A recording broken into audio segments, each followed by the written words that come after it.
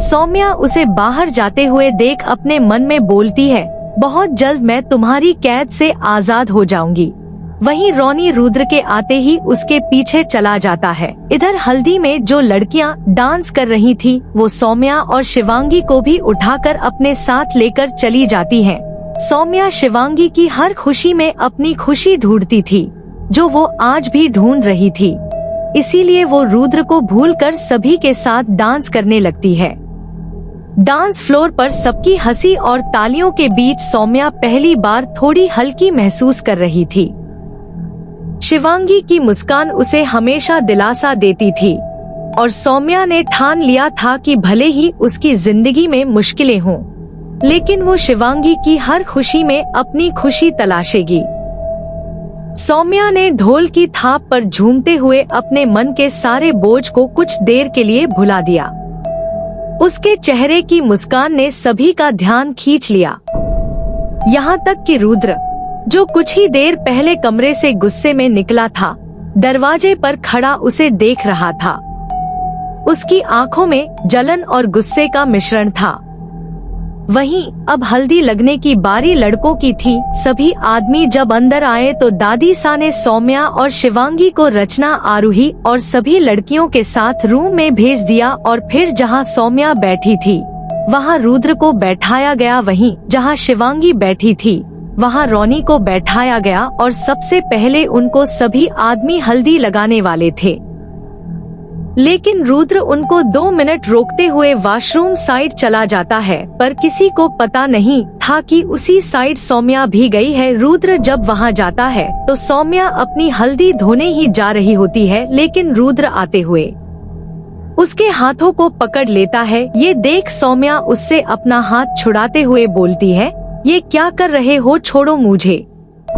जिस पर रुद्र कमर से उसे पकड़ते हुए खुद से चिपका लेता है और उसने उसके जिस हाथ को पकड़ा हुआ था उसे अपना गाल तक लेकर आता है। सौम्या के दोनों हाथों में हल्दी लगी हुई थी, जिससे जब सौम्या अपने एक हाथ से रुद्र के सीने पर रखकर उससे धक्का देने की कोशिश करती है तो रुद्र के शर्ट पर हल्दी लग जाती है। वहीं दूसरी तरफ जब रुद्र उसके हाथों को पकड़ते हुए अपने गाल तक लाता है तो वो उसके हाथ से अपने गालों पर भी हल्दी लगा लेता है। उसके बाद वो सौम्या के ऊपर झुकने लगता है। सौम्या को लगता है कि वो उसे किस करेगा, इसीलिए वो अपनी आंखें बंद कर लेती है, लेकिन रुद्र उसके गाल से अपने गालों को टच करता है, जिससे सौम्या के गाल पर लगी हल्दी रुद्र के गाल पर भी लग जाती है। तभी रुद्र अचानक सौम्या को पीछे की तरफ मोड़ देता है, जिससे सौम्या की पीठ रुद्र के सीने से लग जाती है। सौम्या ने अभी साड़ी पहनी हुई थी, जिससे उसकी कमर पूरी तरह से खुली हुई थी। रुद्र अपने हाथों से हल्दी लेते हुए उसकी कमर के चारों तरफ लगाने लगता है। सौम्या ने खुद को छुड़ाने की पूरी कोशिश की, लेकिन रुद्र की मजबूत पकड़ ने उसे रोक दिया। उसकी हरकतें अब सौम्या के गुस्से और डर को और बढ़ा रही थी। रुद्र, ये क्या कर रहे हो? कोई देख लेगा, सौम्या ने गुस्से और हड़बड़ाहट में कहा। रुद्र ने धीरे से उसके कान के पास जाकर कहा, तो क्या हुआ अगर कोई देख लेगा? सबको तो ये ही पता है कि तुम मेरी हो और मैं जो चाहता हूँ वो मुझे मिलता है। सौम्या ने अपनी पूरी ताकत लगाकर खुद को छुड़ाया और गुस्से से बोली, तुम्हारा ये पागलपन तुम्हें ही ले डूबेगा। मैं तुम्हारी कोई चीज नहीं हूँ। ये जो तुम कर रहे हो इसे प्यार नहीं कहा जाता। रुद्र ने उसकी बातों को नजरअंदाज करते हुए कहा, तुम्हें जो सोचना है सोचो, लेकिन ये बात हमेशा याद रखना कि तुम मुझसे दूर नहीं जा सकती। सौम्या बिना कुछ कहे तेजी से वहां से निकल गई, लेकिन उसके अंदर का गुस्सा और बेपसी बढ़ चुकी थी। उसने तय कर लिया था कि अब और देर नहीं करनी है, उसे इस कैद से आजादी पानी है।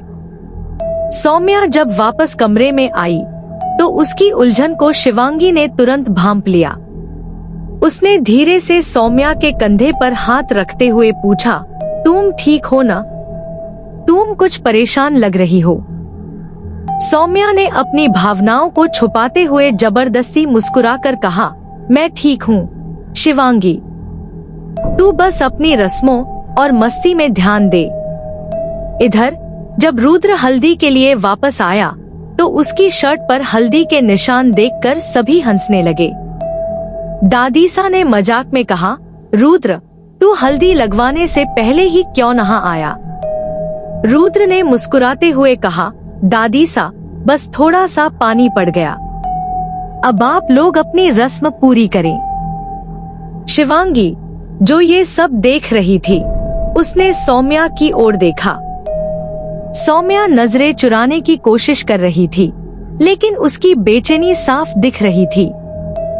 इधर रोनी, जिसे सभी आदमियों ने हल्दी लगा दिया था, वो शिवांगी की तरफ देखता है, जो खिड़की से आंगन में देख रही थी। उसे देख रोनी के चेहरे पर एक इविल स्माइल आ जाती है। जानकी जी रोनी को अभी हल्दी लगाने ही जा रही थी, तभी रोनी उठ जाता है। जानकी जी को लगता है कि शायद उनका हल्दी लगाना रोनी को पसंद नहीं आया, लेकिन रोनी ने उन्हें आते हुए देखा ही नहीं था। वो शिवांगी को देखते हुए उस कमरे की तरफ ही चला जाता है। वहीं शिवांगी जब उसे अपनी तरफ आता हुआ देखती है तो उसकी आंखें बड़ी हो जाती है, क्योंकि उसके रूम में सौम्या भी थी। इधर रुद्र ने भी रोनी को जाते हुए देख लिया था, लेकिन उसे पता था वो क्या करने जा रहा है, इसीलिए फिर वो उसे कुछ भी नहीं बोलता है। इधर रोनी जैसे ही रूम में एंटर करता है, सौम्या उसे देखते हुए रूम से निकलकर दूसरे रूम में चली जाती है। रोनी आते हुए शिवांगी को उसकी कमर से पकड़ते हुए खुद के करीब कर लेता है, जिस पर शिवांगी उससे बोलती है, आप ये क्या कर रहे हैं? दी आ गई तो? जिस पर रोनी अपने गाल को उसके गालों पर रब करते हुए बोलता है, रिलैक्स, अब वो थोड़ी देर तक नहीं आएंगी, उन्हें पता है ना कि तुम मेरे साथ हो। जिस पर शिवांगी उसके सीने पर हाथ रखते हुए बोलती है, एक बात पूछा था रुद्र जीजू, अभी कहीं गए थे क्या? जिस पर रोनी उसकी बात का कोई जवाब नहीं देता है और बिना कुछ बोले वो उसके लिप्स को हल्का हल्का सक करते हुए किस करने लग जाता है। थोड़ी ही देर में वहाँ का माहौल इंटेंस हो जाता है और उनकी किस और भी ज्यादा डीप हो जाती है। इधर रोनी और शिवांगी की नजदीकियां बढ़ती जा रही थी। रोनी का हर स्पर्श शिवांगी को असहज तो करता था, लेकिन उसकी आंखों में छिपी रहस्यमय कशिश ने उसे रोक भी दिया। रोनी ने उसकी कमर पर अपना हाथ घुमाते हुए उसके कान में धीरे से फुसफुसाया, तुम्हें पता है, तुम्हारी मासूमियत मुझे तुम्हारी तरफ खींचती है, लेकिन तुम जितना मुझसे बचने की कोशिश करोगी, मैं उतना ही तुम्हारे करीब आता जाऊंगा। शिवांगी ने उसे हल्का सा पीछे धकेलते हुए कहा, रोनी, ये सब ठीक नहीं है, अगर किसी ने देख लिया तो? रोनी ने मुस्कुराते हुए जवाब दिया, किसी को पता नहीं चलेगा, और पता भी चलेगा तो क्या तुम होने वाली बीवी हो मेरी, और किसी में इतनी हिम्मत नहीं है कि कोई तुम्हें मुझसे दूर करे। इतना बोल उसने फिर से शिवांगी को किस करना कंटिन्यू धर दिया। दूसरी तरफ हल्दी की रस्म अब खत्म हो चुकी थी। रुद्र फार्म हाउस में अपने रूम में अकेले बैठा शराब का गिलास थामे सौम्या के बारे में सोच रहा था। उसके चेहरे पर गुस्सा और मोहब्बत का मिश्रण था। उसने खुद से बुदबुदाया, ओसियन, तुम मेरी हो और मैं ये हर कीमत पर साबित करके रहूंगा। तुम्हारे इनकार से मुझे फर्क नहीं पड़ता। शाम ढल चुकी थी और शादी की तैयारियां अब अंतिम चरण में थी। घर में रोशनी, संगीत और लोगों की हलचल ने माहौल को पूरी तरह से बदल दिया था। लेकिन इस हलचल के बीच सौम्या और शिवांगी के दिलों में अलग ही जंग चल रही थी। सौम्या जी भर के शिवांगी को अपनी आंखों में बसा रही थी, क्योंकि उसे पता था कि उसे परसों अपनी बहन को छोड़ उससे बहुत दूर जाना था। संगीत में एक बार फिर सबने मिलकर काफी मजे किए जहां आदमी नहीं थे। रात के खाने के बाद सभी परिवार के सदस्य और मेहमान इकट्ठा हो गए थे। सौम्या अपनी जगह पर चुपचाप बैठी थी जब रुद्र ने अचानक उससे नजदीक आकर कहा, कल की शादी में तुम मेरी बाहों में होगी। तुम्हारी चाहत और नफरत दोनों मेरे लिए बराबर मायने रखते हैं। सौम्या ने उसकी ओर देखा। उसकी आंखों में गुस्सा और दर्द दोनों थे। उसने धीमे स्वर में कहा, तुम मुझे कभी समझ नहीं सकते रुद्र। ये जो पागलपन है, इसे प्यार कहना बंद करो। मैं एक इंसान हूँ, तुम्हारी चीज नहीं। रुद्र ने ठंडी मुस्कान के साथ कहा, तुम्हारी नफरत को प्यार में बदलने का इंतजार करूंगा ओसियन, लेकिन याद रखना ये खेल सिर्फ मेरा है और मैं कभी हारता नहीं। इधर रॉनी देखता है कि सभी सो गए हैं, तो वो धीरे से उठता है और फार्म हाउस से बाहर निकलता है और सीधे रजवाड़े में एंटर करता है। उसे नहीं पता था कि रुद्र उससे 2 कदम आगे था, जो पहले से ही सौम्या को अपने गोद में लेकर अपने यूं में बैठा हुआ था। रॉनी जैसे ही अपने रूम में जाता है, वहाँ रचना, सगुन और शिवांगी सो रहे थे, लेकिन शिवांगी अभी सोई नहीं थी, वो सिर्फ अपनी आंखें बंद करके लेटी हुई थी। शिवांगी ने जैसे ही रॉनी के कदमों की आहट सुनी, उसने धीरे से अपनी आंखें खोलने की कोशिश की। रॉनी ने कमरे में आते ही सबसे पहले उसे देखा और उसकी ओर बढ़ने लगा। शिवांगी का दिल जोर जोर से धड़कने लगा। वह समझ नहीं पा रही थी कि रॉनी इस वक्त यहाँ क्यों आया है। रॉनी धीरे धीरे उसके पास झुकते हुए बोला, तुम सो रही हो या सिर्फ दिखावा कर रही हो? उसकी आवाज में एक अजीब सा आकर्षण और अधिकार दोनों थे। शिवांगी ने अपने आप को शांत रखते हुए कहा, मैं थकी हुई हूँ। रॉनी, क्या आप कुछ कहना चाहते हैं? रॉनी ने उसकी बात का जवाब देने के बजाय उसकी आंखों में गहराई से देखते हुए कहा, तुम्हें पता है, तुम जितना मुझे नजरों से बचाने की कोशिश करती हो, मैं उतना ही तुम्हारे और करीब आना चाहता हूँ। उसकी बात सुन शिवांगी शर्मा गई। शिवांगी रॉनी से बहुत प्यार करती थी। जब से वो रॉनी के साथ रह रही थी, उसे खुद नहीं पता चला कि कब उसे रॉनी से प्यार हो गया। तभी रॉनी ने शिवांगी के हाथ को अपने हाथों में लेते हुए कहा, शिवांगी, तुम मेरे लिए वो हो जिसे मैं हमेशा से चाहता था। तुम्हारी मासूमियत और खूबसूरती ने मुझे तुम्हारा दीवाना बना दिया है। शिवांगी ने हल्के से उसकी ओर मुस्कुराते हुए कहा, रॉनी, ये सब सही तो नहीं लग रहा।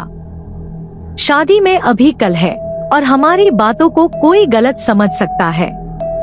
रॉनी ने उसकी बात को अनसुना करते हुए उसे अपने पास खींच लिया और बोला, तुम्हें सबकी परवाह है, लेकिन मेरी नहीं। तुम्हें पता है, मैं किसी भी हद तक जा सकता हूँ तुम्हें पाने के लिए। तुम मेरी हो और हमेशा रहोगी। इतना बोल उसने शिवांगी को अपने गोद में उठा लिया और उसे लेकर रूम से निकल गया। लेकिन बाहर आते ही उसने देखा रुद्र, जिसने अभी सौम्या को अपनी बाहों में लिया हुआ था और उसे लेकर बाहर जा रहा था। शिवांगी ने भी उन दोनों के देखते हुए कहा, वाव जीजू तो हमसे भी तेज निकले। रॉनी ने शिवांगी की बात सुनकर एक शरारती मुस्कान दी और रुद्र की ओर देखते हुए कहा, भाई ने तो ये सब तैयारियां पहले से की थी। लगता है कि हमसे भी बड़ा प्लान बना रखा है। रुद्र, जो अब तक गंभीर और शांत नजर आ रहा था, उसने जब रॉनी की बात सुनी तो पीछे मुड़ते हुए सौम्या को अपनी बाहों में थोड़ा और कसते हुए कहा, प्लान तो हमेशा से था, लेकिन तुमसे सीखने की जरूरत नहीं है। अपना काम देखो। सौम्या, जो रुद्र की गिरफ्त में बेबस और परेशान थी, ने गुस्से से कहा, रुद्र, मुझे छोड़ो। ये सब अब बहुत हो गया है। मुझे किसी की दया या जिद की जरूरत नहीं है। रुद्र ने उसकी बात को अनसुना करते हुए उसे और करीब खींच लिया और कहा, ओसियन, जितनी बार कहोगी छोड़ने को, मैं उतना ही तुम्हें अपनी ओर खींच लूंगा। ये मेरी दुनिया है और इसमें तुम मेरी रानी हो। सौम्या के चेहरे पर झलकता गुस्सा और आंखों में तैरता आंसू रुद्र को और भी बेचैन कर रहे थे, लेकिन उसके चेहरे पर एक अजीब सी ठंडक और सुकून था, जैसे उसने अपनी जीत की घोषणा पहले ही कर दी हो। रुद्र सौम्या को लेकर सीधे फार्म हाउस के सबसे ऊपरी हिस्से में बने अपने प्राइवेट रूम में चला गया। वहां उसने सौम्या को धीरे से सोफे पर बैठाया और कमरे का दरवाजा बंद कर दिया। सौम्या गुस्से से कांप रही थी। उसके बाद उसने सौम्या को सोफे से उठाया और अपनी बाहों में लेकर बालकनी में ले जाकर झूले और खुद बैठते हुए उसे अपनी गोद में बैठा लिया। चांदनी रात थी, आसमान में चंदा मामा अपनी रोशनी बिखेर रहे थे और वहीं उनके आसपास तारे उनके चक्कर लगा रहे थे। सौम्या ने आसमान को देखने के बाद रुद्र को देखा और कुछ बोलने को हुई, लेकिन उससे पहले ही रुद्र ने उसके होंठों को अपने होंठों से कैद कर लिया और उसे बेइंतहा किस करने लगा। सौम्या ने खुद को छुड़ाने की कोशिश की, लेकिन रुद्र की पकड़ ने उसे मजबूर कर दिया। उसकी आंखें अब गुस्से और बेपसी से छलकने लगी। रुद्र की हरकतें उसकी सीमाओं को लांघ रही थी और सौम्या को लग रहा था कि वह अपनी ही परछाई से लड़ रही है। जब रुद्र ने उसे अपनी गिरफ्त से थोड़ी राहत दी, सौम्या ने गुस्से से कहा, रुद्र, तुम्हारा ये पागलपन एक दिन तुम्हें और मुझे बर्बाद कर देगा। तुम ये क्यों नहीं समझते कि प्यार किसी को कैद करके नहीं, आजाद करके जीता जाता है। रुद्र ने उसकी बात सुनकर एक ठंडी हंसी दी और धीरे से कहा, ओसियन, तुम इसे पागलपन कहो या कुछ और, लेकिन मेरा प्यार ऐसा ही है। मैं तुम्हें खोने का खतरा कभी नहीं उठा सकता। तुम मेरी हो, सिर्फ मेरी, और मैं जो चाहता हूँ वो हासिल करके ही रहता हूँ। सौम्या को पता था रुद्र को अब समझाने का कोई फायदा नहीं है, इसीलिए उसने आगे कुछ नहीं कहा और रुद्र के सीने में अपना सिर रख लिया और चांद को देखने लगी। कुछ ही देर में उसे नींद भी आ गई। जैसे ही रुद्र को ये महसूस हुआ कि सौम्या सो गई है, वो उसे लेकर रूम में चला गया और उसे अपने बेड पर लेटाते हुए खुद भी उसके साइड में आकर लेट गया। दूसरी तरफ रोनी भी शिवांगी को फार्म हाउस में अपने रूम में लेकर आया और उसे बेड पर लेटाते हुए खुद भी अपनी टी शर्ट उतारते हुए उसके साइड में आते हुए हक करके अपनी आंखें बंद करते हुए सो गया।